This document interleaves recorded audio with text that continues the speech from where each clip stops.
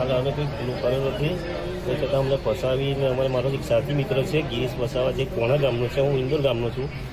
અને અમને તો અહીંયા આગળ ઓફિસે આવીને દરવાજો બંધ કરીને અમને એવા બહુ માર્યા છે, ઊંધા પગ લટકાવીને બાંધીને માર્યા છે. અમારો તો હાથે તોડી નાખ્યો છે અને ચાલવાની હાલતમાં પણ નથી રહ્યો. કોને કોને માર્યા તમને? એ મારવામાં ઋષિ પટેલ, જયદત્ત બાપુ, જાવેદ પઠાણ અને એક સાહિલ પટેલ અને એક વિજયભાઈ કરીને છે.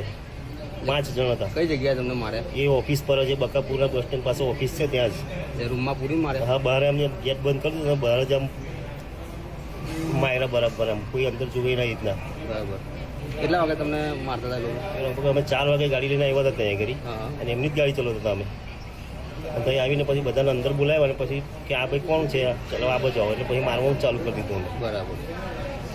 અને કેટલા વાગે લગી તમને માર્યા છે? અમને લગભગ 2 કલાક, 2 થી 2.5 કલાક માર્યા છે. માર્યા પછી?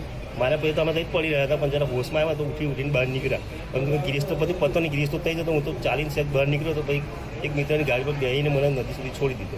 બરાબર.